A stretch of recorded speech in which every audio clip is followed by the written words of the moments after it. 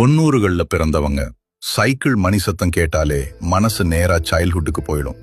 அந்த வாடகை சைக்கிள் காலம் மறக்க முடியுமா நண்பர்களே? அந்த காலத்துல 1 மணி நேரத்துக்கு சைக்கிள் வாடகை எடுக்க சின்ன சைக்கிள் 50 காசு, பெரிய சைக்கிள் 1 ரூபா. அந்த 1 ரூபாயை சேர்க்க 1 வாரம் வெயிட் பண்ணுவோம். அந்த 1 ரூபாய் எடுத்துக்கிட்டு ராஜா அண்ணா அல்லது ரஹீம் பாய் சைக்கிள் கடைக்கு ஓடுவோம். ஒரு பெரிய நோட்ட புக்கோட உட்கார்ந்துருப்பாங்க.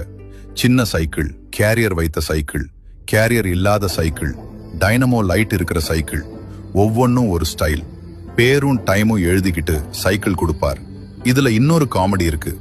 எனக்கு 7ஆம் நம்பர் வண்டி தான் லக்குன்னு சொல்லி அதையே எடுப்பாங்க.